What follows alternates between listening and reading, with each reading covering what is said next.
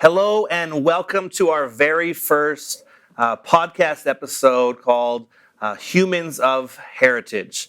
I am your host, Adam Gilfillan, and some of my friends call me Jilly and a bunch of other names, but we'll just go with Adam for now. And maybe you're watching this and you're thinking, who in the world is Adam? Well, let me give you a brief backstory as to who I am before we continue on with our very first guest today. I am a South Shore native, born and raised living in St. Bruno. And at some point in my life, I went to a school called Richelieu Valley Regional High School. And along that journey, I found myself changing high schools and coming to a school called Macdonald-Cartier Regional High School. Now, the interesting thing about both of those schools is that at one point after I graduated, they became one school known as Heritage. And it's been an incredible journey for this school to have two schools merge and see an influx of students come into the school. But one of the great things that has happened recently is that the school and the staff have felt the need to tell the stories of students and staff that attend here at Heritage, hence the name Humans of Heritage. If you don't know, there are over 1,000 students, and we'll get more of the accurate numbers in just a moment, but more than 1,000 students call this place home, and every one of those students have a story. I had the privilege just a couple of months ago to actually be here at Heritage to do a motivational talk about what's your story. And I was asked to help tell the story of this school, and that's what we're going to start today with this project or this podcast called Humans of Heritage. We're going to bring to life the stories of each individual that calls this place their school. And so I'm so excited to be with you in this journey, and I hope you watch, I hope you share it, I hope along the way that you are encouraged by the people that make this place what it is. I'll tell you very quickly that when I first came here years ago now, 99 to 2000, I graduated in the year 2000, hello to all my 2000 friends out there. It was a foreign school to me. It was my first year and my last year at this school. It was foreign, but I felt home. And I was just saying before to our guests today that 1 year absolutely changed my life. And I'm incredibly thankful for the opportunity I have, that I had to be here, but now that I have now to be able to share these stories. And so, again, I hope you join us on this journey and that you're encouraged, motivated, and that you desire to share your story. I believe with all of my heart that stories are meant to be told. And when you share your story, not only are you encouraging people to listen, but you're also encouraging people to tell their story. And that's our hope behind this. And so I hope you stay tuned and you join us again with this incredible journey. Now, on to my first guest. I'm so excited about my first guest today. And I'm going to share a quick story about her in just a moment, but it is my privilege to welcome to our first podcast the principal at Heritage, Miss Sujata Saha, right? I said it right? Yes, you did. Okay, excellent. Now, I told you this story, but for our guests and for our audience listening, the story that comes to mind when I think of you first was that 1 year of school that I had at Heritage or at Macdonald-Cartier. I was in your math class, and remind me of the grade that you taught in math, like or the 536 or 536 is 536 math. Now that is what we would call a smart math class, correct? Yes. Okay. And your opening speech that day in class was this: if you struggled last year in 436, you're going to do okay. If you try, if you work hard, you can pass. If you did well last year, you're going to be great. And I remember listening to you say that and thinking to myself, this is not good because I barely passed 416 last year. And so I put my hand up and I said, Miss, I had a hard time passing 416. Now, usually in these moments, teachers will offer some encouragement, but your words back to me were actually, you're probably going to fail. And I never felt more excited. But no, truthfully, in that moment, I laughed because we both knew I did not belong in your class. I was only there on a scheduling error, and quickly it was changed. And it was my one and only time interacting with you. But over this last year, I've had an opportunity to get to know you through some emails. And then thankfully, you had me come and speak to your school just a couple of months ago. And I've enjoyed our email correspondence and getting to know you a little bit. But I'm really excited today to get to know who you are beyond just emails, but also for your students and maybe their parents to get to know you as well. Now, I will say to everybody who's watching, I know we are in a pandemic and we don't have our masks on, but we are at the accepted distance that has been outlined for schools to be able to have conversations like this, and that's why we do not currently have our masks on. So I'll call you Sue from now on, Yeah, all right? that's fine. We already prearranged that, all right? So just give everybody an idea about your career in teaching, principal. When did it start? Were there other schools other than McDonald-Cartier /Heritage? Just give me a bit of the journey along the way. So I didn't plan to become a teacher. I went to a school in our community called Centennial Regional High School. I was a very, very shy student, and I actually went to French elementary school. So only when I joined Centennial in grade 7 did I start learning English, because I was very, very francophone. And I was shy and I didn't have any friends because I had transitioned to the English sector. So I went through high school, and you could imagine it was torturous for me in many ways. And I found comfort in band and in the badminton team. So that's where I found my sense of belonging in high school. And, I did okay academically. And then I went on to CEGEP in sciences. When you do well academically, even nowadays, so many years later, it's almost like the given stream. So I went into pure and applied sciences in CEGEP. And after that, what do I do? Do I pursue something biochemistry or engineering? And I ended up getting accepted to Polytechnique in mechanical engineering. So I was okay to go back and do the French thing. And at that point, it's like I was missing what I had felt at Centennial, this sense of belonging. Like I had this, want to be part of something. I didn't feel it in CEGEP, but I just, focused on my academics. And in engineering, very quickly, I was still focusing on academics, but I was losing that motivation. And my life changed and my whole career changed when a coach from Centennial called Mr. Cameron called me and said, Sujata, I'm growing the badminton team and I need 3 people to come and help me coach because it's getting to be too much. Too many people are interested. Do you think you can get 2 friends to come with you? So I did. After school, I went there, and it was like a love at first sight experience, and I connected with kids. They were all high school age kids. They were 12 to 14. And I quickly dropped out of engineering, Polytechnique, let all that go, applied to McGill, and got into education, and that was it. Wow. And at that point, there was not a lot of jobs in the early 90s. I did my student teaching at St. FX, and I did my second student teaching at McDonald-Cartier. And I was willing to teach anywhere. Wow. Location didn't matter. I applied in Ontario. I applied all over Quebec.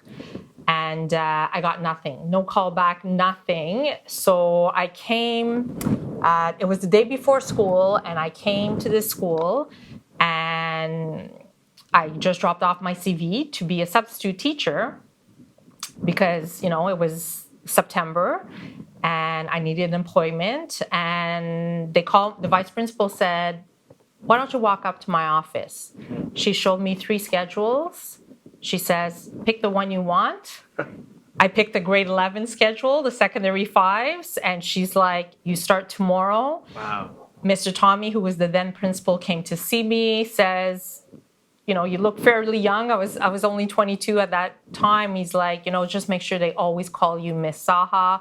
Welcome to McDonald-Cartier. And that was it. This became my second home. Wow.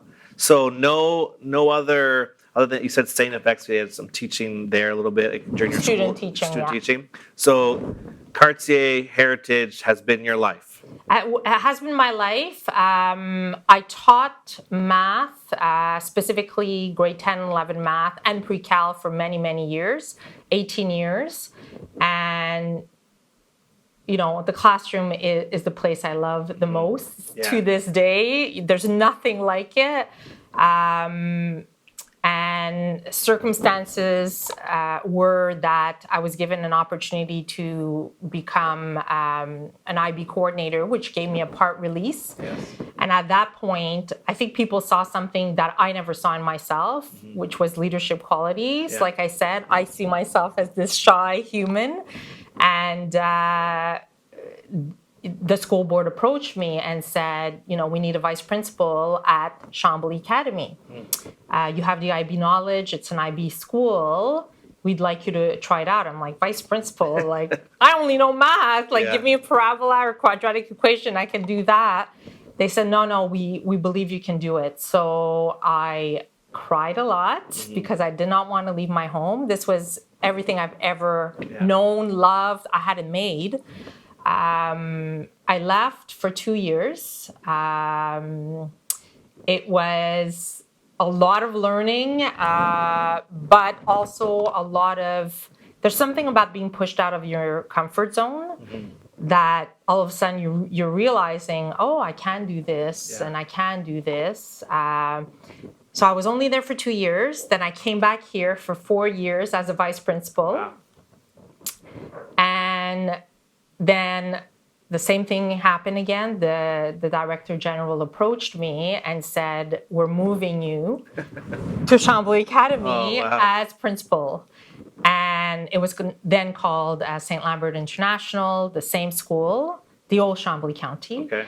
And I became principal there for 2 years. And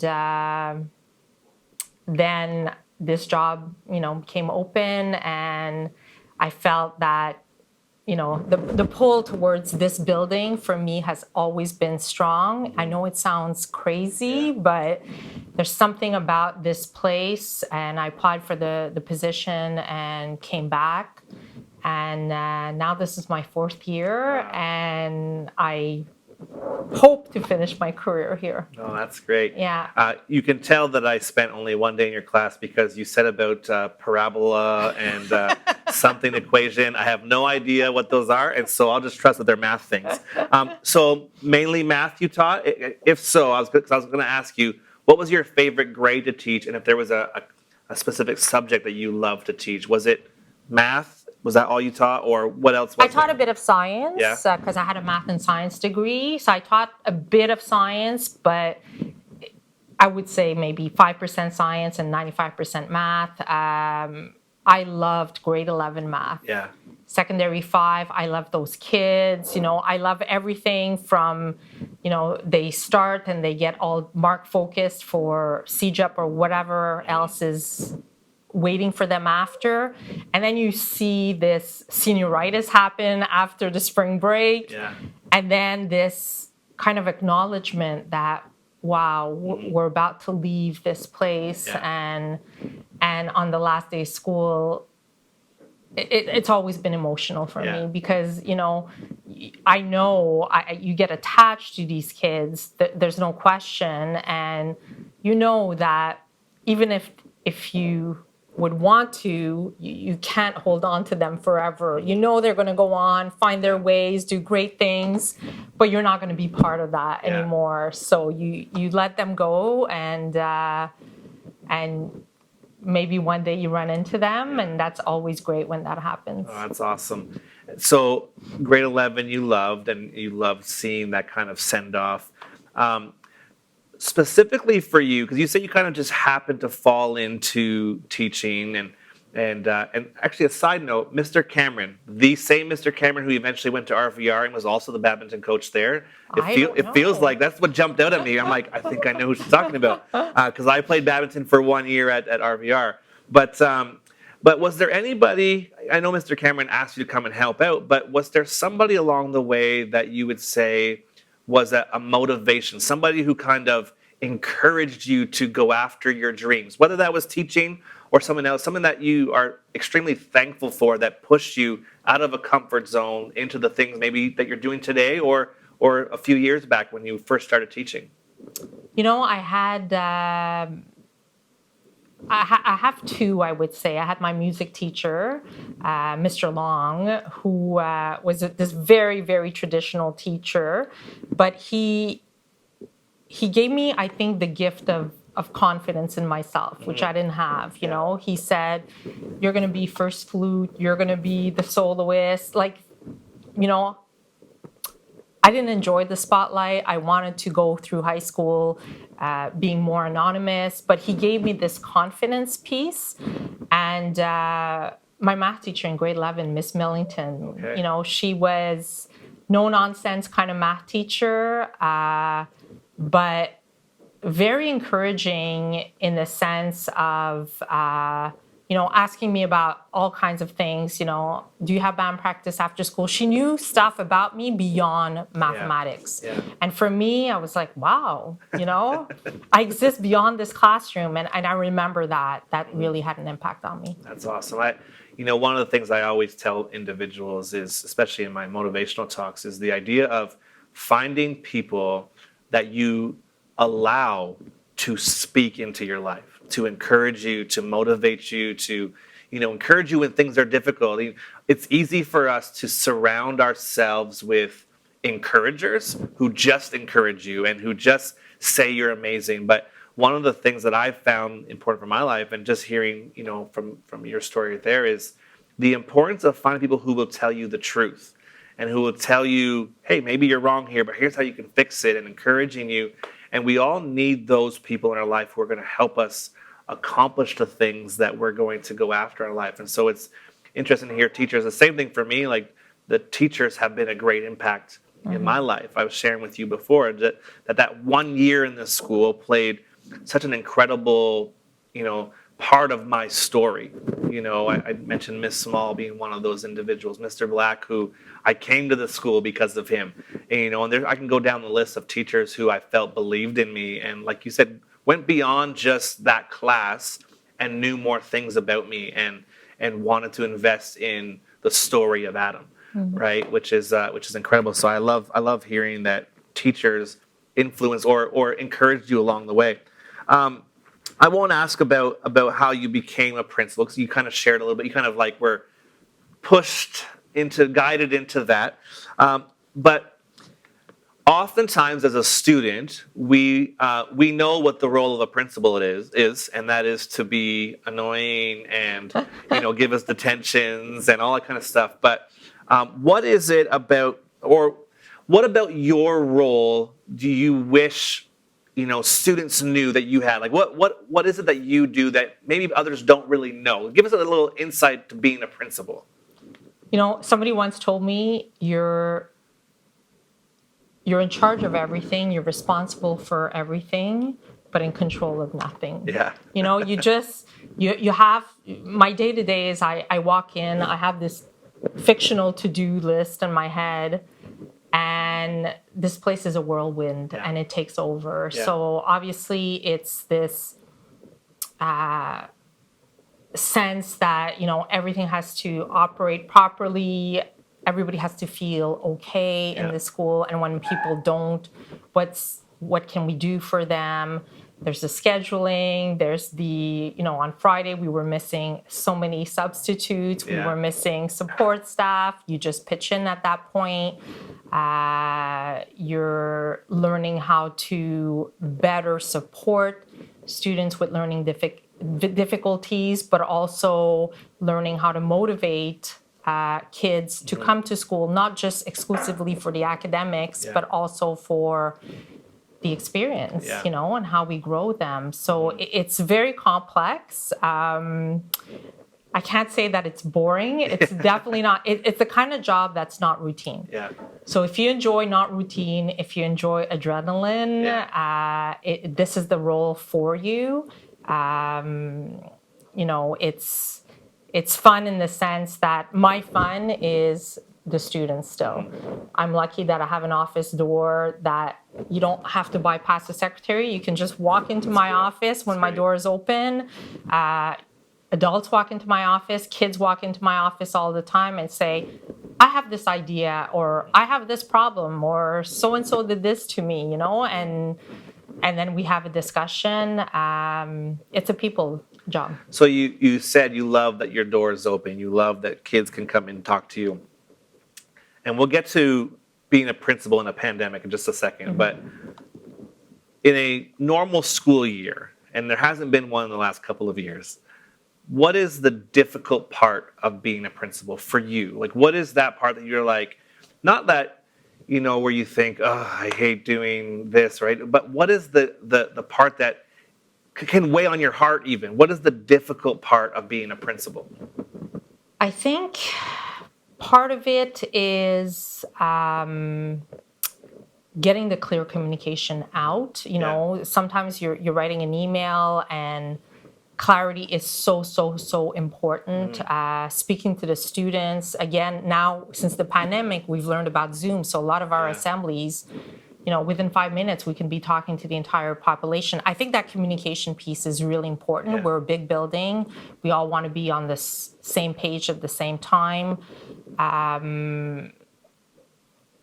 That's one of the difficulties. I think the other difficulty too is, when you're dealing with human beings, it's a mini society. So there's going to be events that kind of, derail, I guess, the day. And as a team, we get together, we brainstorm what's the best way of dealing with this event. I'm lucky in the sense that I have a lot of people to brainstorm with.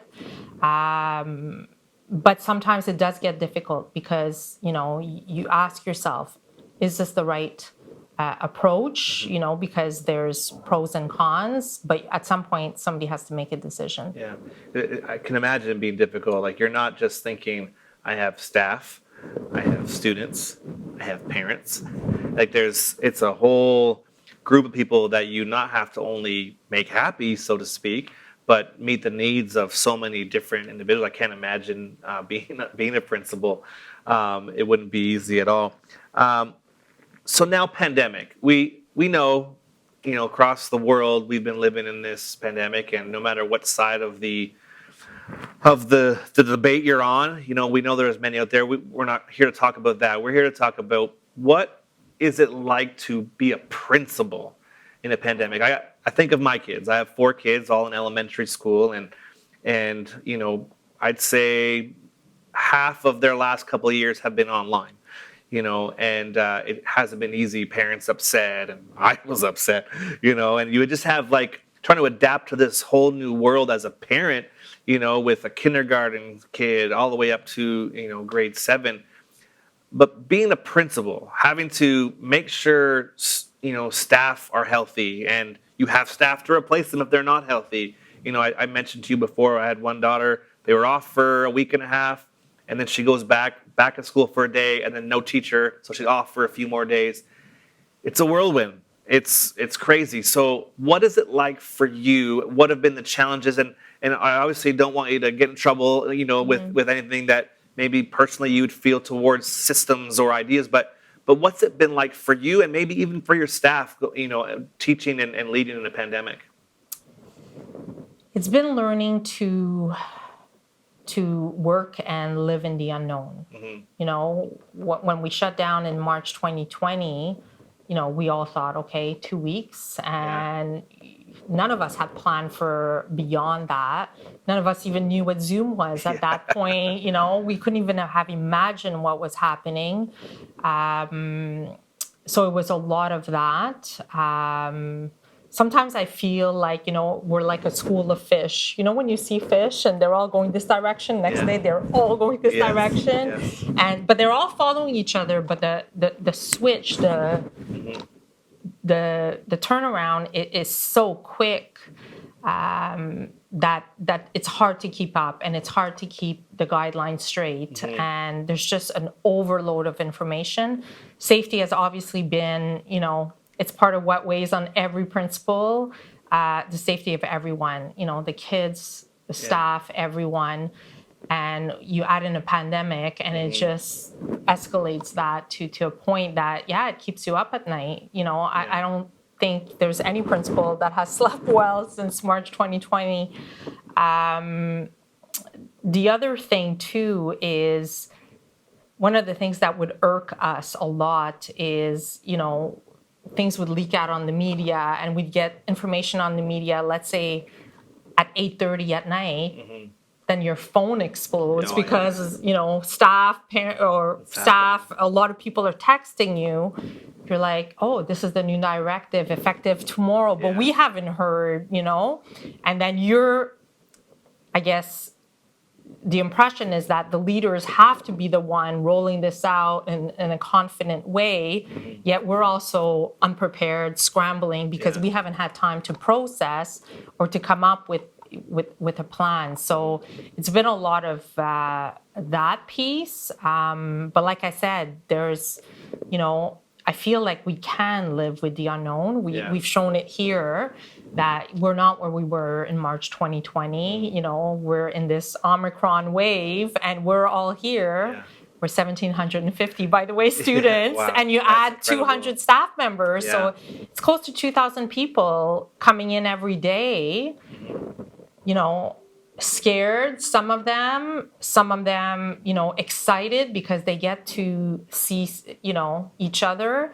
But I think deep down, some deeper than others, everybody now has this gratitude of this is not a given, and we never know when this face-à-face is going to be taken away. Well, and that's what I was going to ask. Like, you say to not take it for granted and that, but what have you learned about yourself, and what do you think you've learned about your staff, and even what have you learned more about students? The word resilient comes into play. The creative comes into play. But what just briefly, what do you think you've learned about those that you work and lead? Here at Heritage, what have you learned about them, and even yourself? I've learned that there's strength. Yeah. There's so much strength in people. Yeah. For myself, I never saw myself as strong. Yeah. And I think COVID made me realize, some days I'm like, oh yeah. And I see it everywhere. I see it in staff. I see it in students. I see the importance of the humanity piece too. Yeah. I was seeing students taking care of each other. That's awesome. Last year, when we shut down, I'm going to give you this quick story. Yeah. On December 20th, I went on the intercom. Again, I woke up coming with my to-do list, and rumors were circulating, and the premier made an announcement, I guess at 1 or noon, that the schools were shutting down, effective the next day. And we had been given the heads up at 11 that morning. So I went on the intercom because we can't have 1,750 parents come and get their kids. That would cause a bottleneck, and Chemin Chambly would be backed up. So I gave the kids a heads up. We were permitted to. And I said, pack up as much as your stuff to take home. The school is shut. We don't know when it will open again. Wow. So at the end of the day, we're at the buses. It's snowy. It's a snowstorm. There's probably only about 400 kids left. The rest have been picked up throughout the day. And there's a little girl, okay? She's tiny and she's carrying a big box full of her items, but she's barely able to walk. And I see like the buses are about to start rolling because there's hardly anybody waiting for them. And then a senior boy, he comes, he runs towards her. They don't know each other. Yeah. He puts down his backpack. He says, I'm going to help you. He takes her bag.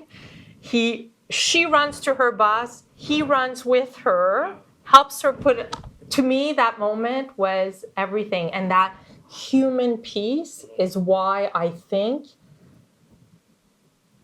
we're open again and we need each other.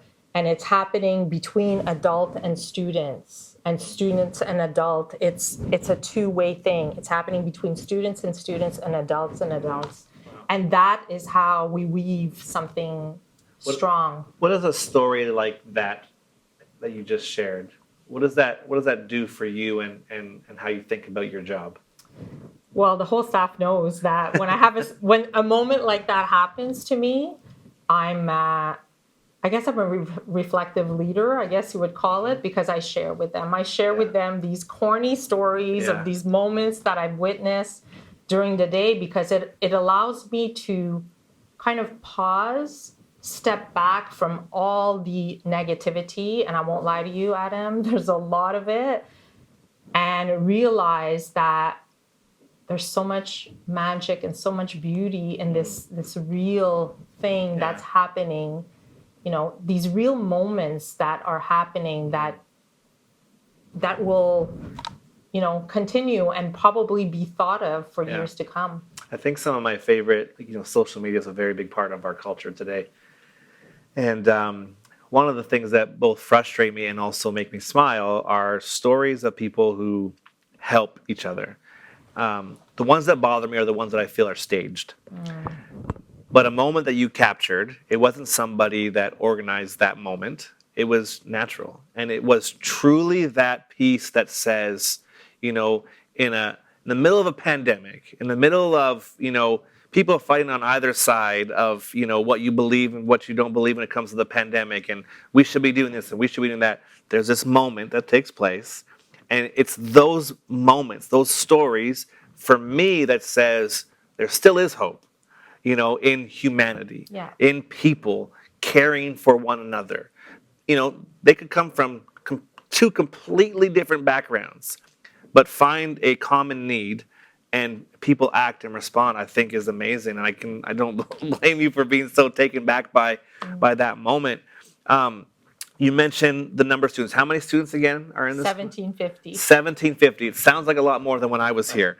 1750. Now, when I was here last, just end of November, beginning of December, I was here, and you shared with me, because I might talk about, what's your story, and everybody has a story, and you mentioned something to me when we were just talking privately off to the side, and how you mentioned at the end of the day, and you said it before, one of your favorite parts is when the school buses are leaving, and not because, if you're listening to this, not because the students are going home, it's like, finally, but because you see 1,700 plus students leaving that day, and you know that every single one of those students has a story. They go back to something, and maybe some of them, they go back to nothing. Mm-hmm. And there is pain, there's joy, there's, sadness, there's healing taking, there's so many elements to every one of those stories, and that's a lot of stories leaving your parking lot. What does that do to you, knowing that the principal, who essentially helps, guide the culture of the school by saying yes to things and no to things, and, who you may hire or, employ at your school, and, the different activities that take place that you say yes to. How does it feel to know that all of those individuals have stories, that you have a part to play in that story, and how does that affect how you principal? I think, when I look at these kids leave at the end of the day, and the staff, we're all part of each other's story. Yes. During the weekday. Yes. That's the way schools work, and it's not 24 hours, but it's for a big chunk of hours. Yeah. We're part of each other's story, and at the end of the day, there's this piece of continuity that happens that, maybe tomorrow I'll think of asking my teacher this. Mm-hmm. And the same is happening on teachers saying, you know what, tomorrow I'm going to ask Adam this, I forgot, because this story continues even when we don't see each other. Yeah. During a school year, there's this, caring element that's real. The staff here, the human resource is the most valuable resource, and the staff is so caring. Sometimes I have parents that tell me they don't want to send their kids here because the building is too big. Yeah. And I'm like, well, we can't do anything about the size of the building. Yeah. But I can tell you one thing. You walk into this building, you feel it. There's something. And I encourage kids, that are not in high school yet, just walk into all the different high schools. You will know which one you belong to.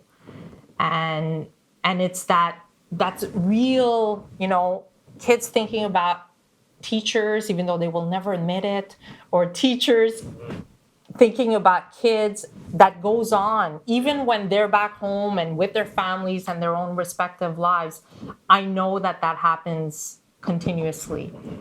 And you're right, some of them have very, very difficult stories, when they go home. And it's hard before the holidays because they have this I don't want to go yet, I want to be here. But when they come back, we're there to be able to support them in any way we can support them. Yeah, no, that's good. I have two questions left, and both of them I think are pretty reflective questions. One of them very much so, but this one I wrote down, and it's a tough one because we don't necessarily like to think that, and maybe you do, but that this career ends at some point. And we're not making an announcement today. She's not retiring after this podcast or anything. But at the end of your career, having been a teacher, having been a principal, how would you want students, staff, to remember you? Like as a coworker, as a principal, like that they reflect back onto you. Like, we've talked numerous times about teachers that impacted me when I was here. I think about Mr. Black and our friendship through basketball that turned into, a friendship off the court, and, the impact that some of the conversations we had, and then I think of Miss Small, for example. Those are the two names that always jump out. Somebody who has believed in me, and I can go back and appreciate who she was. But at the end of the day, at the end of the career that you've put into this school and to the lives of students and staff, what do you hope they say about you, that they remember you as? That I listened to them. Yeah. And that I cared for them. Mm-hmm. And I would want them to know that they mattered to me. That truly, all of them, the students, I always say their voice matters. Mm-hmm.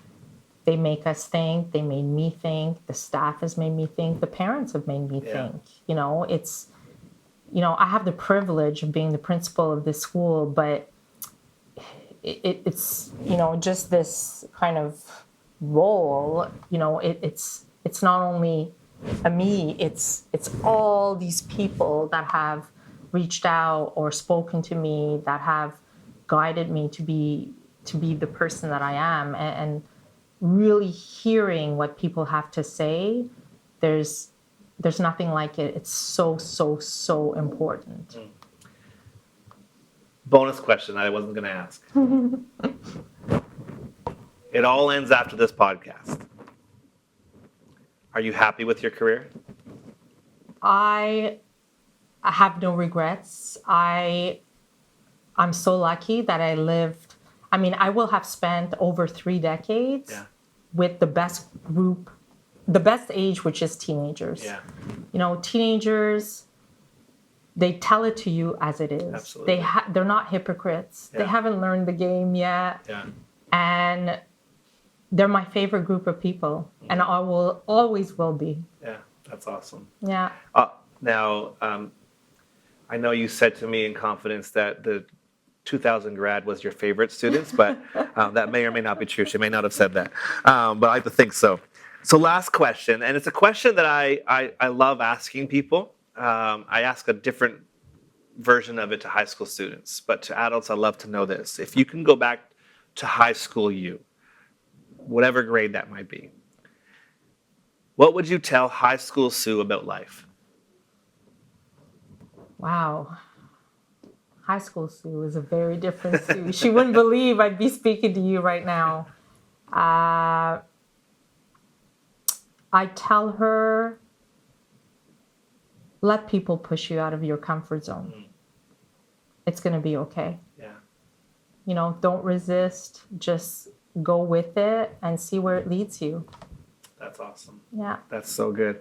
Well, Sue, I want to thank you so much for being our very first guest on Humans of Heritage. Thank you. It's been a joy. I know you said before we started that you're shy and don't like being in front of the camera or having your voice recorded like this, but you've done great and you shared Thank some really you. good things. And again, personally, I thank you, one, for allowing me to live out my dreams and coming to speak here and being a part of this project, but also thank you for being a person who believes in students. I hear that in our conversation today, that you not only have a job, but you actually have a belief in students that they are capable of doing incredible things. And that there's one thing that I know is that students need people who believe in them. Right. And so I thank you for your belief in students and your willingness to do whatever it takes to see them find success. And thank you for these last 2 years of persevering through a pandemic and keeping your staff focused and encouraged during this time. And so I haven't spoken to them, but I'll still speak on their behalf and thank you for the hard work that you've done. So again, thank you for being our guest.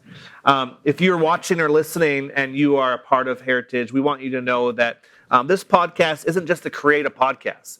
It's to share a story. It's to share many stories, your story specifically. And so along this journey, along this, the root of this project with Humans of Heritage, you may be asked to share your story, or you may feel like you have a story to share. Maybe you're involved in community work. Maybe you found some success in sports or academic, whatever it might be that you've that's a part of your story. We want you to share it. And so someone may nominate you, someone may encourage you, staff, student, whatever, and we would love for you to join us here in the studio and be a part of this podcast. And so I look forward to talking with many of you in the school and helping create an even greater story to come out of this place. And so again, my name is Adam, your host for this incredible, incredible project, Humans of Heritage. And I can't wait to be with you for our next episode. Thank you and have a great day.